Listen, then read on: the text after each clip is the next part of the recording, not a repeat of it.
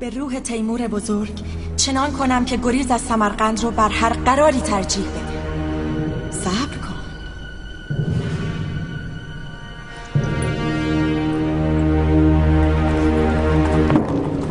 صنعتگران و فعالان که در طلب رزق گران، قدرت فراوان، دست به کار گل، سر به مهر دل امیرزاده بزرگ دارند، بدانند که رأی همایونی بران است تا مشتاقان را به کار احداث بنای رصدخانه بخواهند. هر که طالب است خود به کوهک رفته و حضور به خدمت خادی یوسف حلاج رساند. صنعتگران و فعالان که در طلب رزق گران، حرمت فراوان، دست به کار گل، سر به مهر دل امیرزاده بزرگ دارند، بدانند که رأی همایونی بران است تا مشتاقان را به کار احداث بنای رصدخانه بخواهند. هر که طالب است خود به کوهک رفته و حضور به خدمت خادی یوسف حلاج رساند. صنعتگران و فعالان که در طلب رزق گران، حرمت فراوان، دست به کار گل، سر به مهر دل امیرزاده. چیزو چیزی مهمی نبود دوستا، به درد من و شما نمیخورد. پرسیدم چی گفت پسر شاه سمرقند میخواد عروس بگیره، هر کی دختر داره بگه. ای بابا از اولش هم اتاقمون دور بود. این صحن اصلی این رو ویژه داری اینجا؟ بله. تعداد پلام همه بر مقیاس اصلیه. بله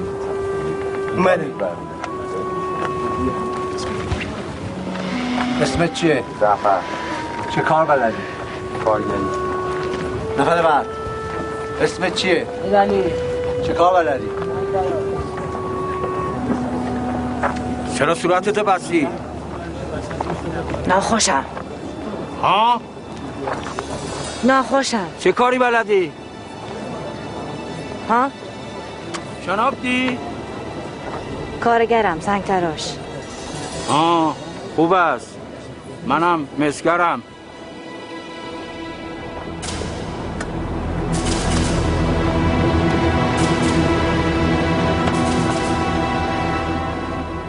کی بود؟ روش محاسبه این معادله رو پیشتر گفتم. حالا یک سوال.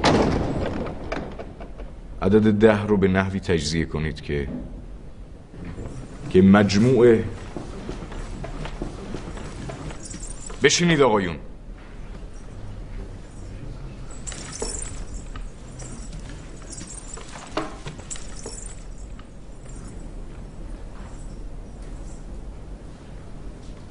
پاپوشتو درار.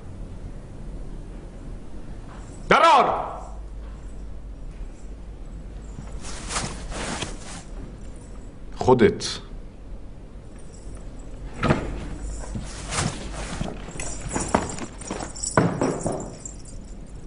قلندران طریقت به نیم جو نخرند، قبایت لسان کس که از هنر آری است.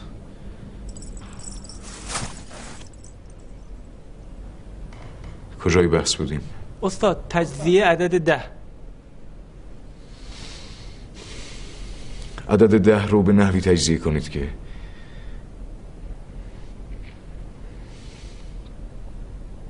حساب بمونه برای جلسه آینده. مصحف باز کنید. این آیه رو پیدا کنید. اعوذ بالله من الشیطان الرجیم. بسم الله الرحمن الرحیم. هل یستوی الذین یعلمون والذین لا یعلمون. حسام ادامه بخون. ریاضیات و منطق در حیطه فهم انسانه. پس چی میشه که شما دست به کار قرآن و خدا میشید؟ مگه ما علممون رو بشری نمیدونیم؟ ها؟ نه نمیدونیم. قرآن دریچه نگاه به کائنات. عجیبه برام شما امیر خطه مسلمان‌هایید ولی قرآن از بر ندارید. چرا؟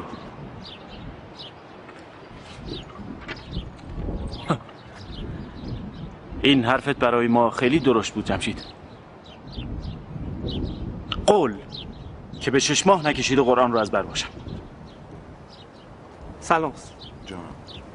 حضرت علامه میخواستم اگر اجازه بدید جواب معادله رو بدم، اما از قرار وقت مناسبی نیست. اگر حرف علم باشه همه اوقات مناسبه، علال خصوص که در حضور ما باشه. بگو.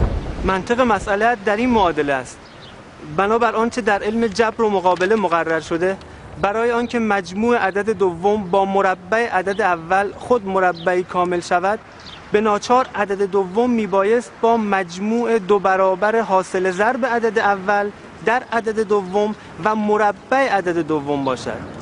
حال بر این اساس میتوانیم چنین نتیجه بگیریم که عدد اول خود برابر با کسری است که صورت آن برابر با تفاضل مربع عدد دوم است از 10 و مخرج آن برابر با مجموع 1 و 2 برابر عدد دوم است. جناب علامه درست است؟ درست. در این صورت مسئله در صورتی دارای جواب مثبت است که مربع عدد دوم در این معادله از عدد 10 کوچکتر باشد که فقط میتواند اعداد 1، 2 و 3 باشد. اگر 1 بگذاریم جوابی که حاصل میشود چنین خواهد بود. و اگر 2 باشه؟ خب استاد با جایگزینی عدد 3 هم طبعا جواب دیگری به دست میاد. درست است؟ آفرین. مرحبا مرحبا. جوان با هوش و فراستی به نظر میرسی. اسمت چیه؟ حسان. احسن.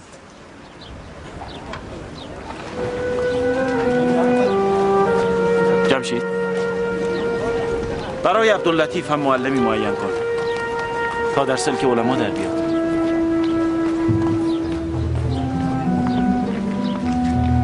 عبداللطیف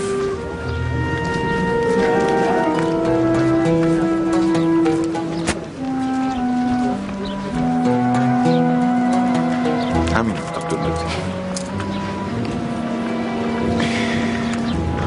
حسان خوبه، جوونه ولی خوب. تردید ندارم اون مرد کاشی با این ترفند خواسته نوجوان منو تحقیر کنه. اونو چه به استادی امیرزاده؟ بدبین شدی اولجای بانو. من خود شاهد توانایی و فراست اون بودم. جوانی است به غایت هوشمند. من تا به این توهین رو ندارم.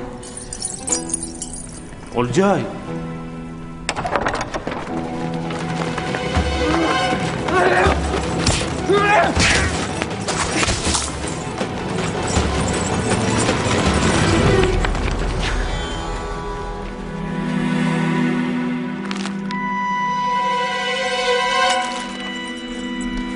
به درد من نمیخوره. بخون برات خوبه.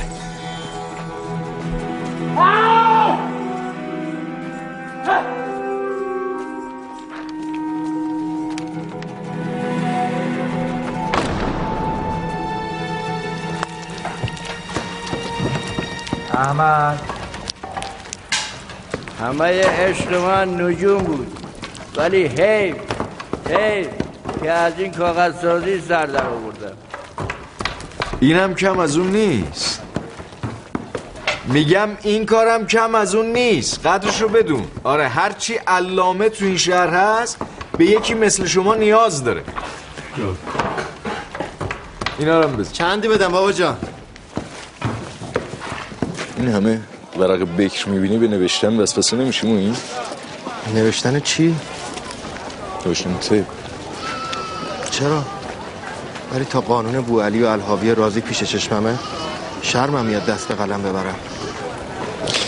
ها پس اینا رو خوندی و این همه بیمار بیچاره بدبخت لاعلاج میان لاعلاج در برمیگردن. جمشید دلتنگ مادرمم، دلتنگ آقا جان.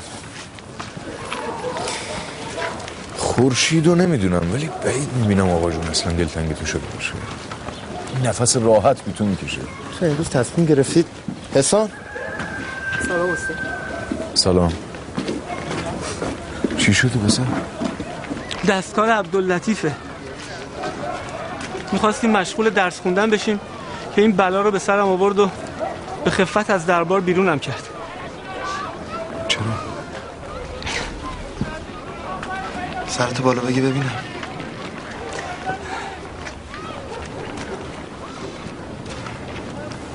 تو این نزدیکی استخونه هست. را بف. بخواهیت من چنگ دیو سپید بسی جاودان را کنم ناامید. بزرگان که دیدم ابر مرا همان رخش قرآن و جبر مرا چو کابوس جنگی شخ آقان چین سواران جنگی و مردان کین. سلام علیکم. سلام علیکم. کوزه یا با کمی تنظیف میخوام زخم این جوانو بشورم. بچش. ممنون.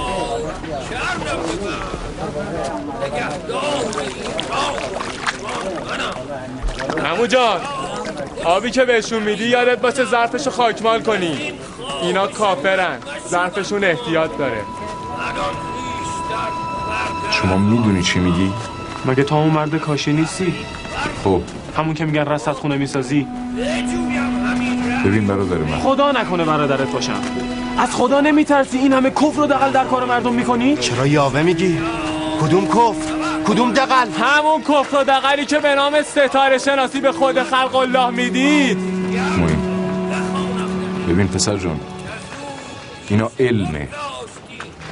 تو که اینقدر مدعی دینی نشنیدی رسول الله امر به علم کرد؟ نباید مصداق حداقلش باشین؟ رسول الله کجا؟ شمایی که خارج از دینید کجا؟ آی مردم نشستید تا دینتون رو ببرن؟ وای بر شما، گورتون رو گم کنید از اینجا. ساکت چون مردک هوچی.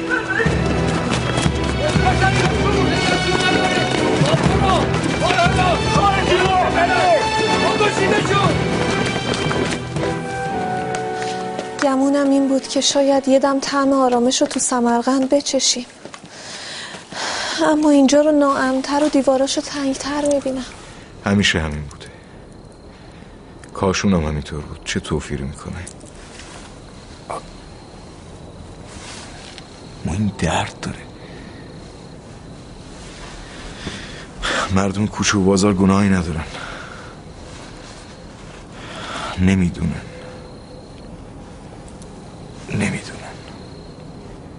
خودش عذاب کمی نیست. مردم هرچی نادونتر متعصبتر. حالت خوش نیست؟ برو استراحت کن. کمتر سخنرانی کنی پاماده به سرت می‌مالم.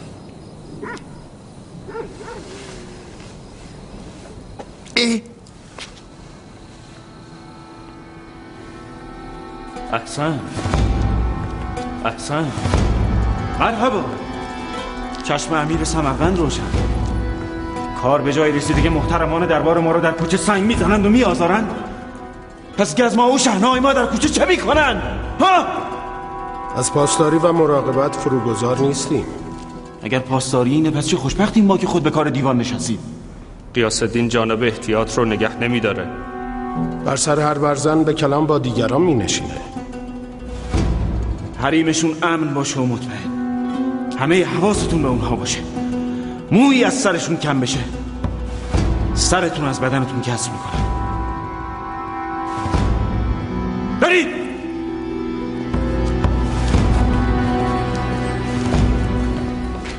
با این حال نظر و سری شکسته از سنگ جفای این سمرقندی ها باز به کار رسم نقوش رصدخونه؟ برای مردمی که تو رو نمیخوان این همه سعی و تلاش؟ چرا؟ اشتباه نکن. سمرقندی اونان که صبح به صبح پا به پای ما جون میکنن برای ساختن رصدخونه، همونان که بچه هاشونو میفرستن مدرسه برای اینکه عالم بشن. اونان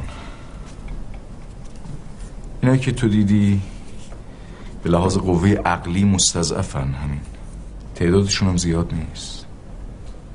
از اینا چه بین عوام چه بین الظاهر علما هستن، ولی کمن. همه رو با یه چوب نرون. جناب معین الدین نوه مسعود طبیب.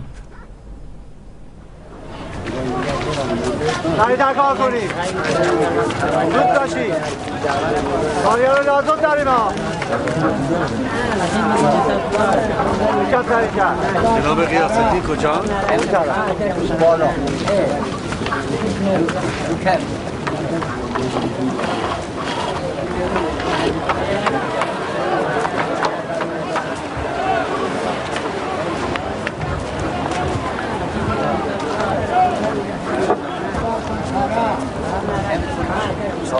سلام علیکم. خسته نباشید جناب حلاج. ممنون.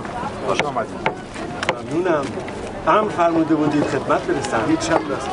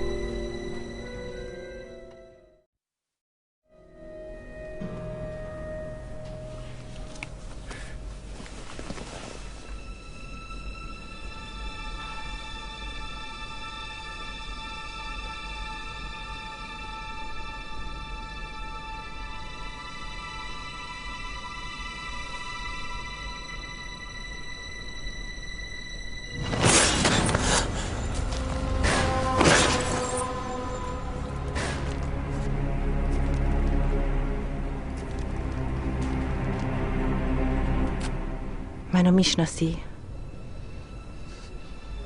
باید بشناسم. من همون دختریم که سالها پیش در گل جوانیم زخمی بزرگ بر دلم گذاشتی و باعث مرگ پدرم شدی. پدری که تنها داراییم از زندگی بود. من؟ مهر و دلدادگی جوانیت یادت رفته؟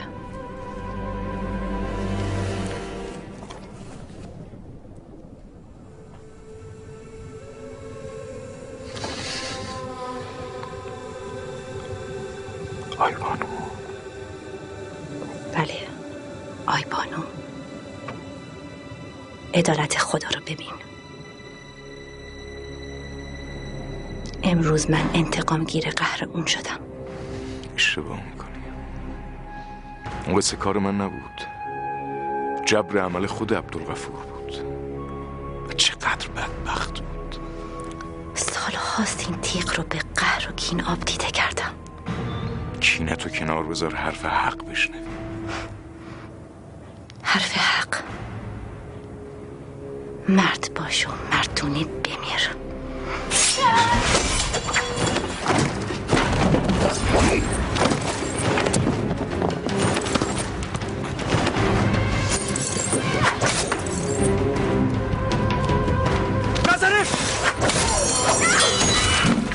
حالا آروم باش. آروم. بشنو. از اون ماجرا خیلی چیز هست که تو نمیدونی. باید بدونی. بشنو. من برای شنیدن اینجا نیستم. برای انتقام اینجام.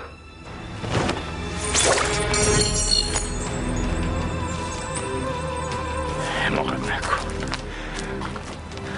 حماقت نکن.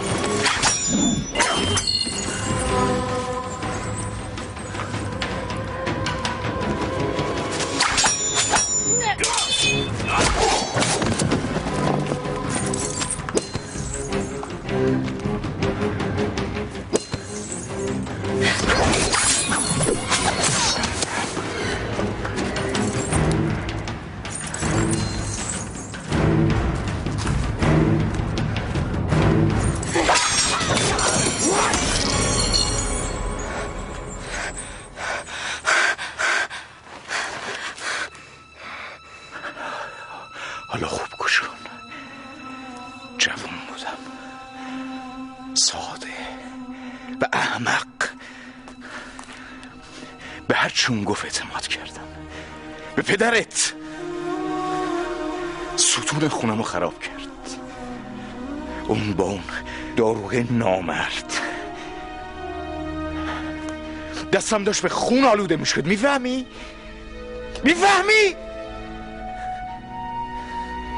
همه اینا به بهانه عشق تو.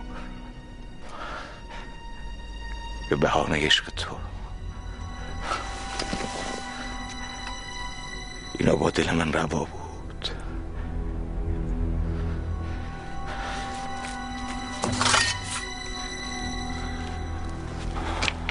نبود. از خون من نگذر، وگرنه قسم میخورم هر جا که باشی پیدات میکنم.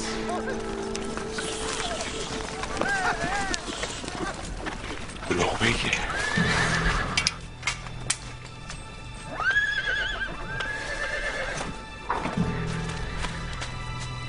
صدا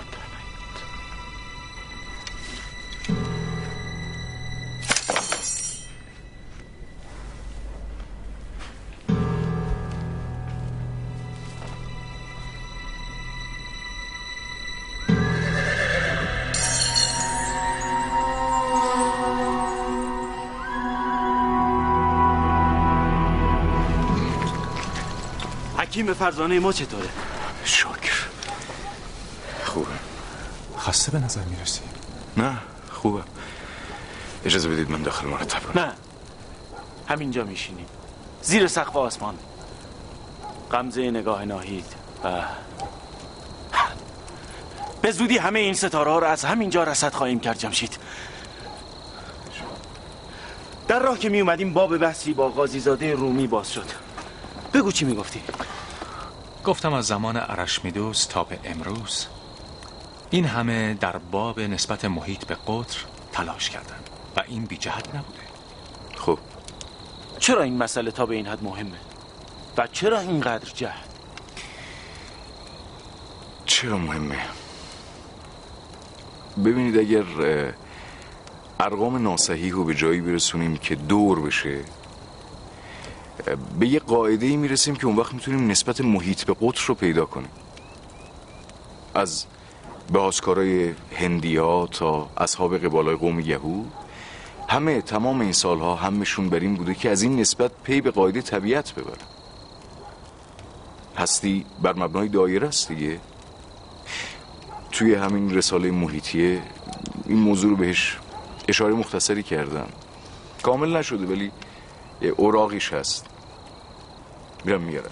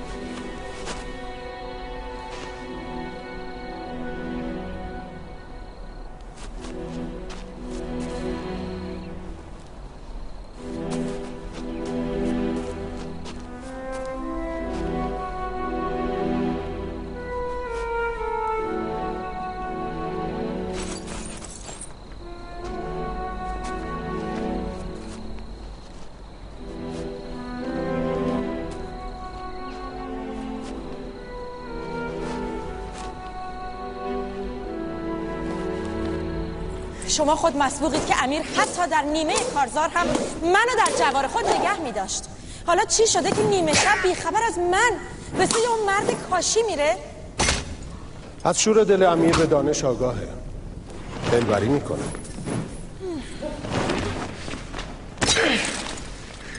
کیاسای تیموری هنوز هم بهترین راهه. تو توی این ماجرا دخالت نکن.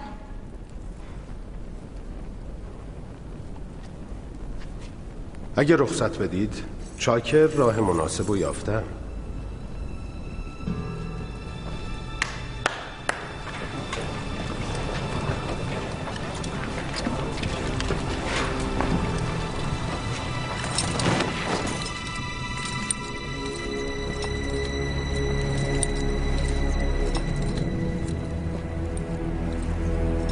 لطیف بیرون.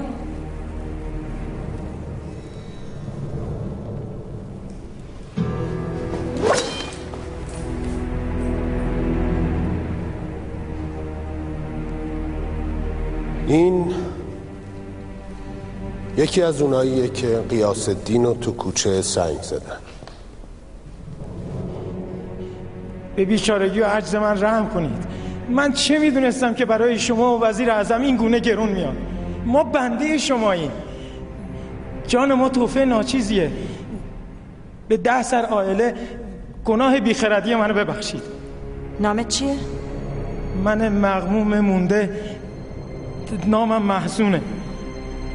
اون کاری که کردی چون بی اذن ما بود بلاهت بود، ولی از امروز به امر خاتون بزرگ تو را بر این میگماریم که بدنامی و دغل غیاث الدین رو در بین مردمان هویدا کنی. ولی اگر جونت رو طالبی جز اون که امر منه نمی کنی و اگر زبونت بی اذن ما باز شه اونو خوراک شغالان سمرقند می کنم. فهمیدی؟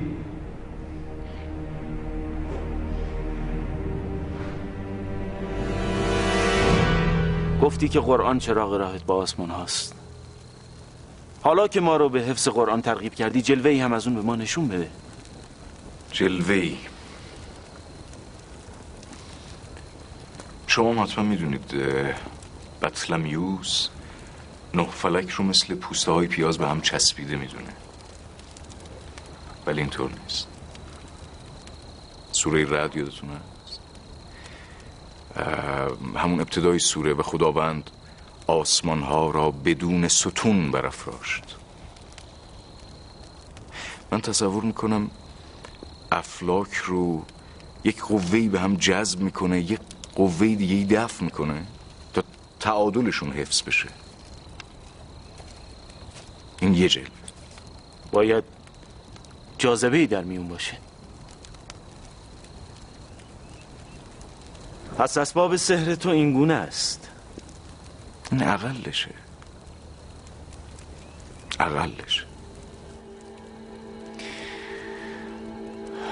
چه سحری بالاتر از این که خودش باطل و سحر. باطل و سحره. ساحر زیاد دیدم. کیمیا میدونستن، سیمیا میدونستن، هیمیا و لیمیا میدونستن، قلندر سلندر، ولی دلتو نمیتونن کیمیا کنن. چقدر خوشبختیم ما که این سحر مثمون رو زر کرد.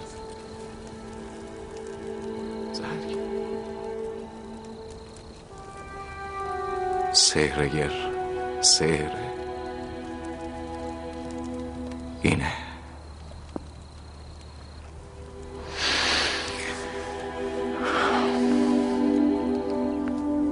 این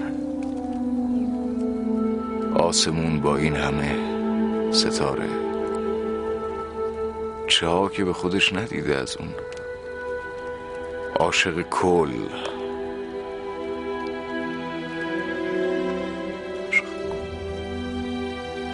ما معشوقیم یا عاشقیم به خط و ربط. به یه خنده دلمون میره، به یه قصه پی انتقام میاییم.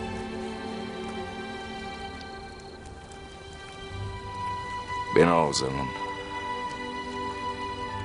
معشوق پرخنده بی غصه،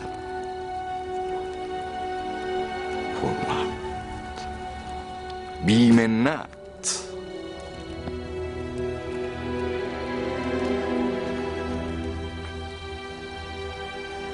درس آسمون بهونه بود همه این سالا. بهونه بود. هیچ کاری از این ساده تر نیست. به خدا نیست. سختی من تو علم نیست، تو عالمه. سخت سخت.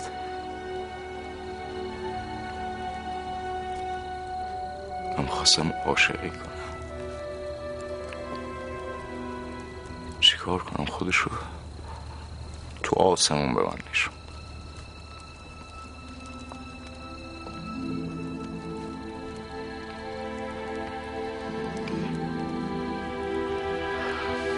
نقشش تخت بند ستاره هم کرد.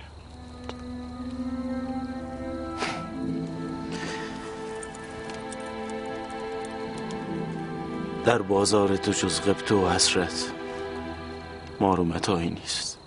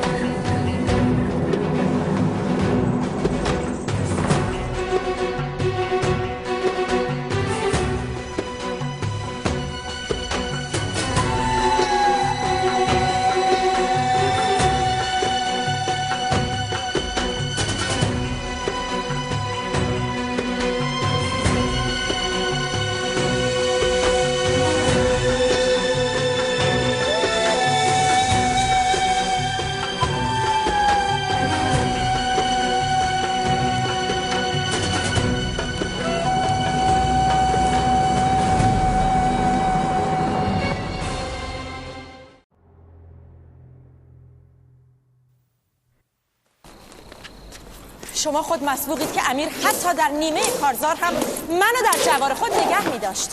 حالا چی شده که نیمه شب بیخبر از من به سوی اون مرد کاشی میره؟ از شور دل امیر به دانش آگاهه، دلبری میکنه.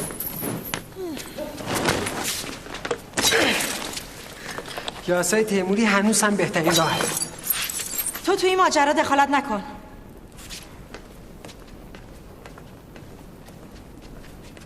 اگه رخصت بدید چاکر راه مناسب و یافته.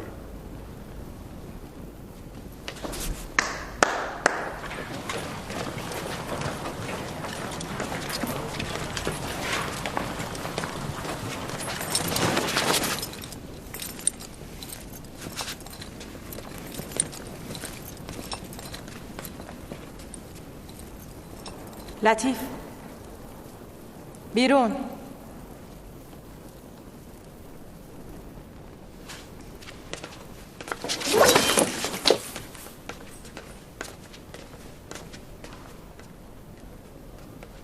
این یکی از اوناییه که قیاس الدین رو تو کوچه سنگ زدن. به بیچارگی و عجز من رحم کنید. من چه میدونستم که برای شما و وزیر اعظم این گونه گرون میاد. ما بنده شماییم. جان ما تحفه ناچیزیه. به 10 سر عائله گناه بیخردی منو ببخشید. نامت چیه؟ من مغموم مونده، نامم محسونه. اون کاری که کردی چون بی اذن ما بود بلاهت بود، ولی از امروز به امر خاتون بزرگ تو را بر این میگماریم که بدنامی و دغل غیاث الدین رو در بین مردمان هویدا کنی. ولی اگر جونت رو طالبی جز اون که امر منه نمی کنی و اگر زبونت بی اذن ما باز شه اونو خوراک شغالان سمرقند می کنم. فهمیدی؟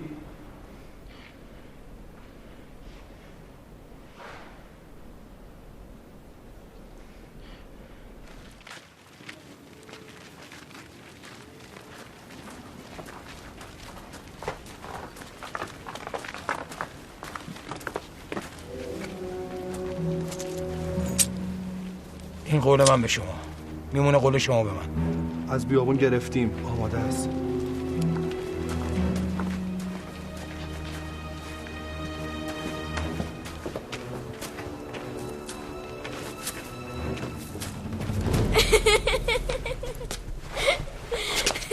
خب هیچی، در باز شد و آقا با سر و صورت سیاه سوخته اومد تو. مادر جون تازه میخواست بپرسه چی شده که دیدیم داییت اومد تو لنگون. فلج شده بود؟ نه خیر، فلک شده بود. قربون اون خنده هات برم. بقیه‌اش چی شد؟ یعنی بعدش صلح‌اش چی شد؟ آره شب که با هم دست رفاقت دادن، ولی صبح نه خبری از بابات بود نه خبری از داییت بود. همه تو هول و ولا بودن که اینا کجا رفتن. نگو رفتن قنات کهنه رو گز کنن. آخه چرا؟ کی از کار جمشید سر در می آورد؟ خب هیچی، ناغافل در باز شد و جمشید نفس زنون اومد تو و گفت مرد. مادر برو اول در رو وا کن.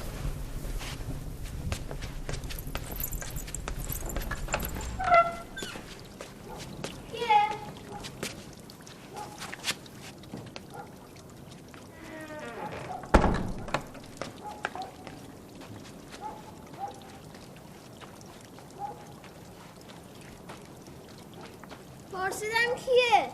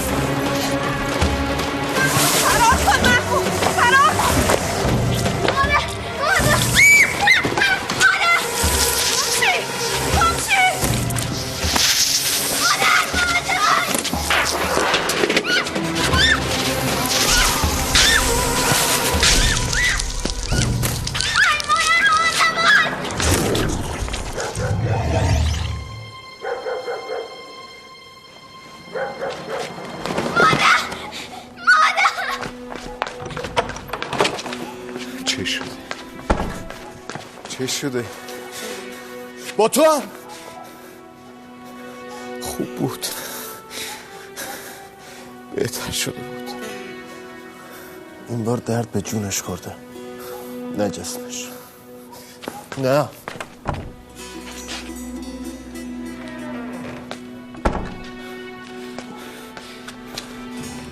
پس این چی؟ این چیه؟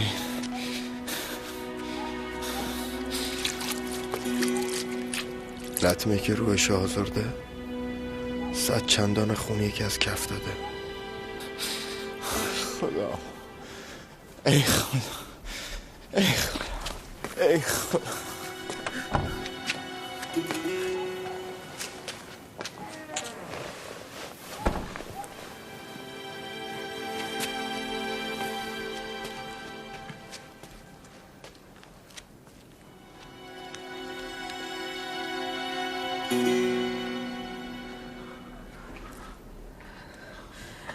جمشید، خدا باید بودی و محمودو میدیدی.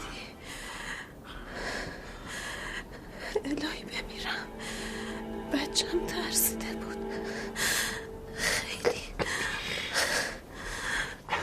آروم باش، آروم باش فیض، خوب باش، خوب شو فیض. همه فکرم این بود میونه این همه ناسازگاری باری نشم روی غمای دلت. رومزیا اینا چیه میگی؟ اینا چیه میگی فیض؟ میدونم طالب عائله بیشتر بودی. ویسو ببخش که بیش از این جنبش نبود.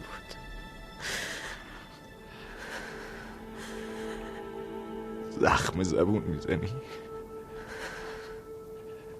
من تو زندگی هیچی بیشتر از تو از خدا نخواستم. به خدا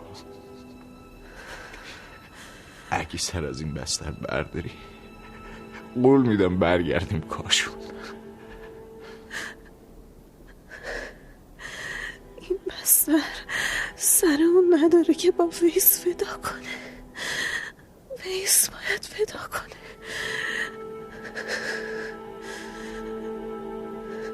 جمشید محمودم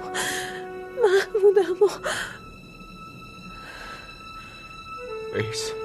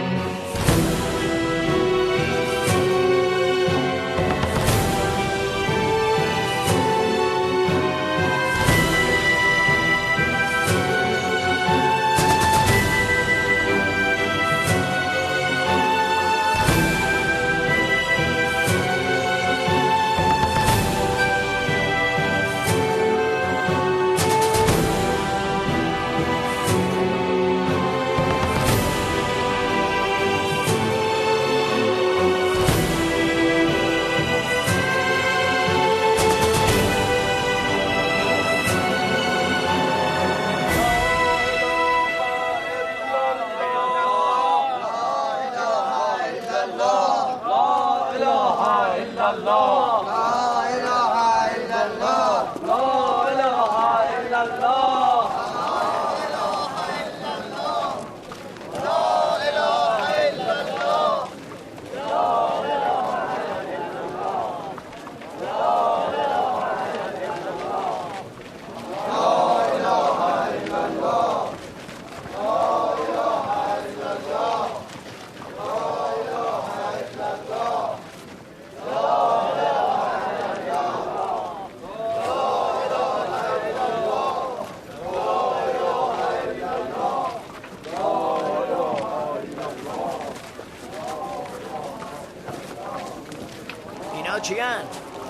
خاندان بزرگی از کاشان که شهره به علم و دانش هست. زندیق و کافرن. مرگ زن جوونش هم پی کفر و ارتدادشه. سخن یاوه گوی سکه بازار شده که هر کوته فکری به زبون میرونه. استاد تو هم که کشته خوره اینایی. حرفی دهنتو بفهم.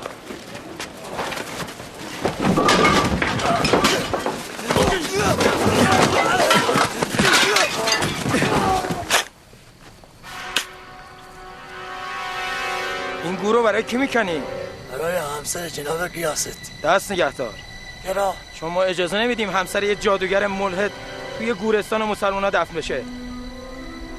بده به من. بده من.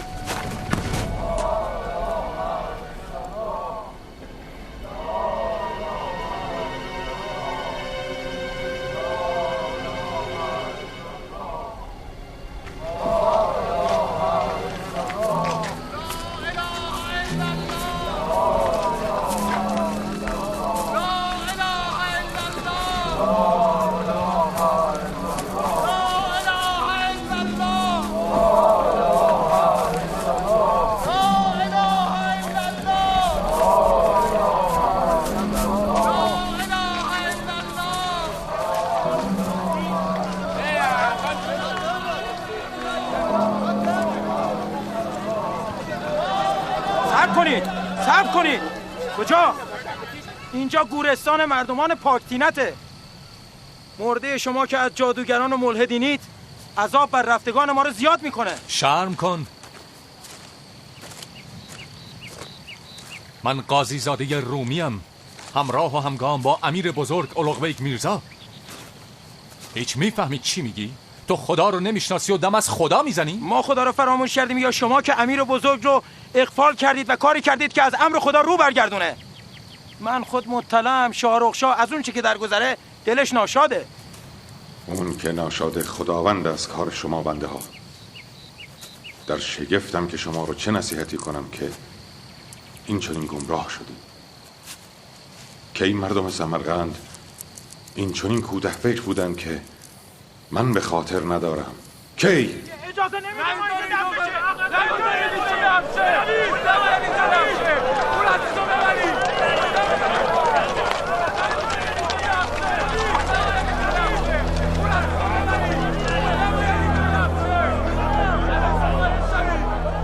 این چه قائله ایه؟ نمیدونم سرور من. این بی احترامی رو بر نمیتابم. من در جماعت نادونی هستم. نمیخوام بدونم کی هستن. این جماعت یاغی رو بتارونید.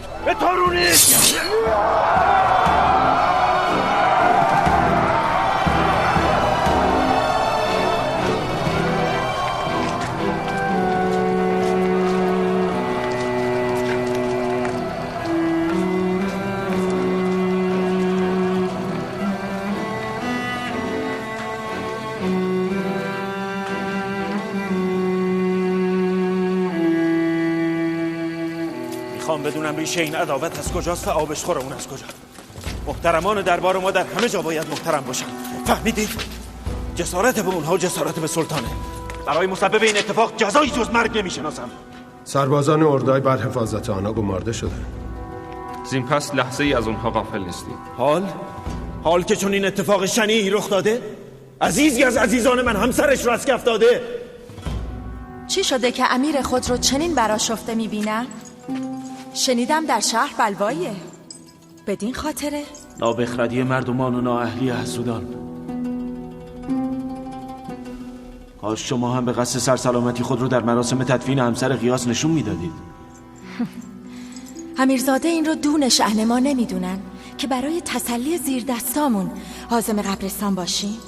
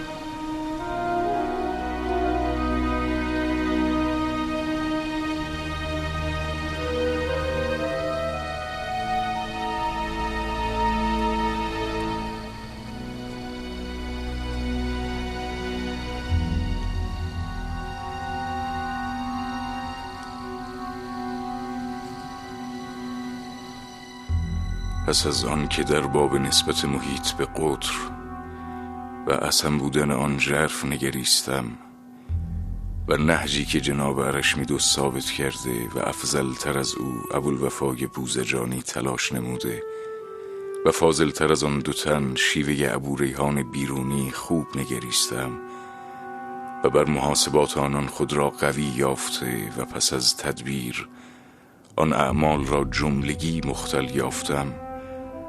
پس خواستم محیط دایره را به فرض معلوم بودن قطر آن بر حسب واحد معینی چنان استخراج کنم که بر ما یقین حاصل شود که در دایره‌ای که قطرش 600,000 برابر قطر زمین باشد تفاوت بین نتیجه حساب ما و آنچه حق است به یک مو نرسد. مویی که ضخامتش 1/6 عرض یک دانه جوی متوسط است و آنچه کوچکتر از آن باشد قابل اهمیت نیست و این رساله را مشتمل بر استخراج محیط در 10 فصل و 1 خاتمه نوشتم و آن را محیطیه نامیدم، در حالی که از خداوند عزیز وهاب یاری. بابا جناب قاضی زاده برای دیدن شما اومدن. میدونم غم سنگینی بر دلته، اما خودت میدونی مرد علمی نه برای خودش بلکه برای حیات دانش نفس میکشه. جمشید، این اموری که تو بنا کردی جز به دست خودت به ثمر نمیشینه. ثمر از صاحبه، نه من. این روزام بیکار نبودم، دست به کار نوشتن رساله‌ای بودم که پیشتر وعده کردم. یه اوقاتی رو با مجیب میگذروندم تا لوح اتصالات تموم شه. اما بساط رصدخونه و مدرسه حضور شما را میطلبه. در و دیوار این شهر نفسمو تنگ کرده.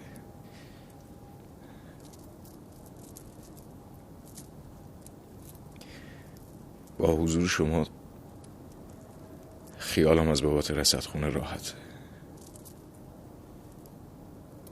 اگه برای درس و مدرسه‌ام یه جانشین پیدا کردم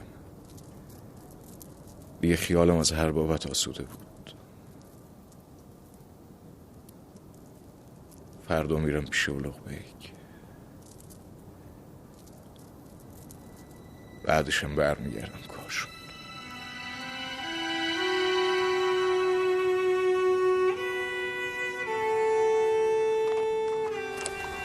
از بچگی پا به پات اومدم، نه به خاطر تو، بیشتر برای خودم که جا نمونم. حرفات همیشه برام حجت بود. گاهی فکر میکردم به خطایی، اما خطا من بودم که فقط پیش پامو میدیدم. جمشید، من دیگه جوون بی تجربه 20 سال پیش نیستم. ویس خواهر منم بود. رفتن یا نرفتن با تو من مثل همیشه تابعم، اما جمشید فقط با دل تصمیم نگیر.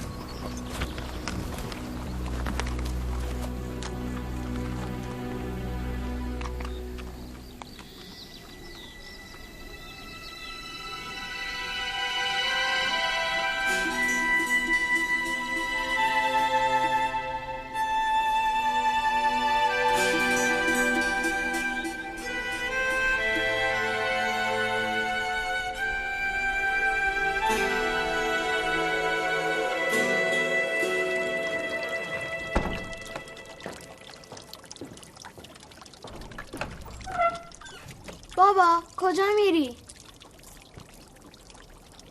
میرم مدرسه.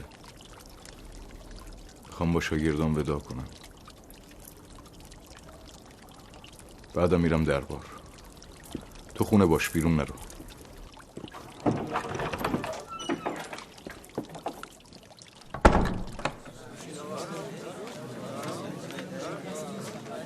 سلام علیکم. سلام علیکم.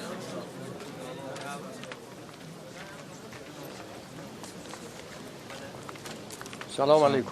سلام علیکم. خدا رو شاکرم که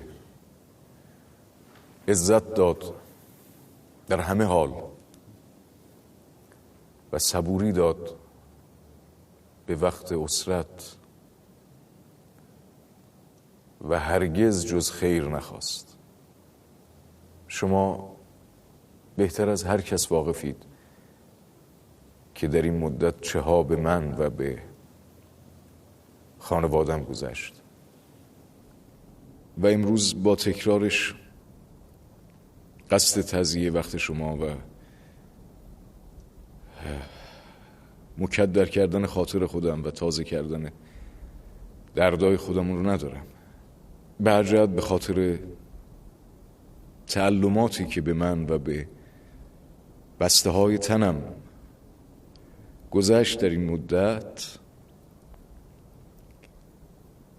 امکان شرف حضور در این مدرسه رو ندارم.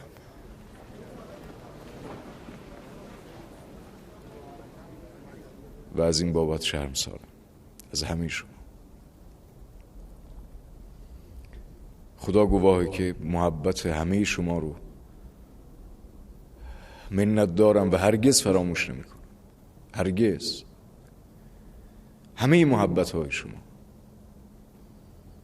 محبت یادگیریتون، محبته.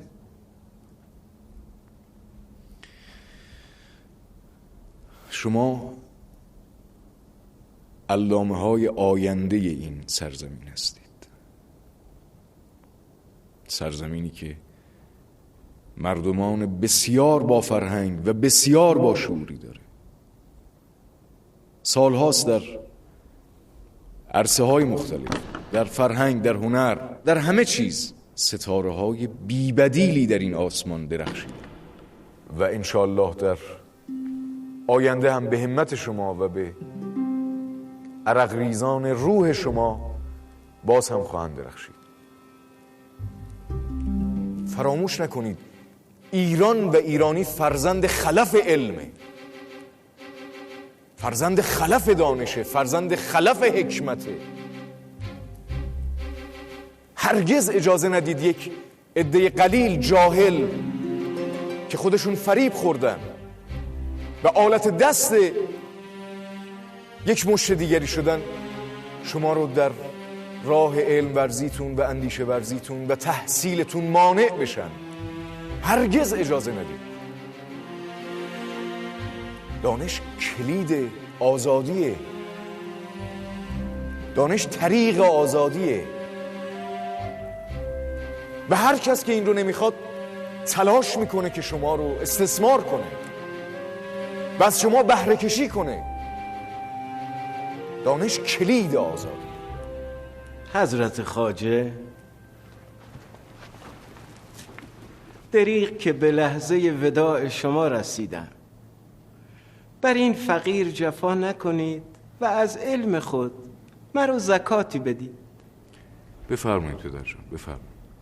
در همه سرزمین ها شهره به اونید که ابطال و اخلال پیشینیان را تصحیح کرده، گستره هیئت و حساب را فراختر. ولیکن سوال کوچکی دارم. همه موجود به اثبات حساب در می آید؟ شایسته نیست مرد علمی حرف مطلق بزنه. با این وجود اگر وضعیت رو به شکل یک معادله در بیاریم میتونیم به یک قاعده برسیم. پس میتوان حقیقت را مجهول دانست و طبقات معرفت را به درجات مختلف تعیین نمود. انسان را مجهول دانست و فهم را نسبت به معینه گذاشت و از ترکیب اینان به معادله ای رسید. آنگاه که به پاسخی رسیدیم، حل مسئله را راه حقیقت و آن جواب را ذات حقیقت بدانیم تا راه بر مردمان حقیقت جو سهل و آسان گردد. این دقت رو میشناسم من. پیشترین اشاره ها رو یه جایی خوندم. شهر به شهر آمده ام تا خواجه نصیر زمان را نظاره کنم. تو محمد خافی نیستی؟ یک حاشیه به حکمت سینوی نوشتی.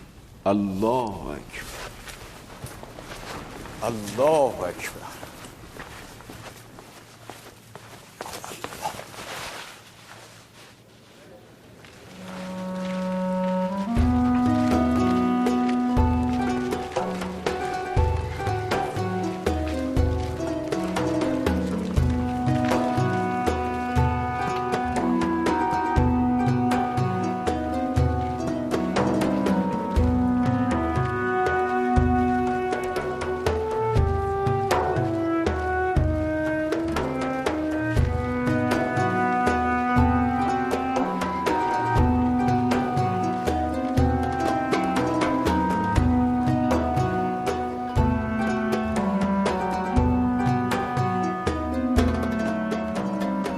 محال ممکنه. این بساط و این همیت همه سربند وجود توه. بپذیر که نمیتونم اجازه بدم بری. ولی امیرزاده، میدونم که رنجیدی و دلت به درد اومده. چه بسا که گناه منه. همه این اهمال ها بر ذمه من. جبران مافات هم با من. حکم میکنیم از این پس هیچ صورت نگیره الا به قطع نظر شما. حکم ما اینه. غیاث الدین جمشید کاشانی از این پس مخیره، هر زمان که اراده کنه به تختگاه ما میاد. کلام اون کلام ماست، بر رأی اون حکم حکومت. از این پس در دیوان ما او همچون خاندان ماست، خود و بستگانش. هر کس به اون و متعلقاتش تعدی و جسارت بکنه خونش مباحه و حکمش مرگه. لطف شما قوت قلبه. هیچ نمیشنوم جمشید. یعنی حکم. پس یک تقاضا. بگو. هر چی که باشه جز رفتن. میخوام تا اتمام کار رصدخونه کوهک بیتوته کنم. جز به ضرورت به شهر نیام. قصد من از کوچ کردن از سمرقند غمی بود که در و دیوار این شهر به دلم هوار کرده. حساب مدرسه و محصلان چی میشه؟ مثل همیشه خدا لطفش رو شامل حالمون کرد.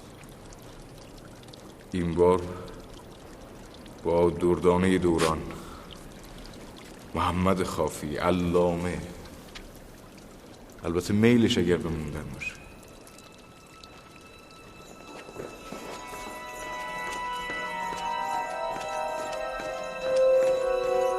اون چه به دست آورد کم از صدارت نداشت وزیر. در نگاه اول شاید. باز جای شکرش باقیه که خارج از شهر سکنا می‌گزینه. این هم از سیاستشه.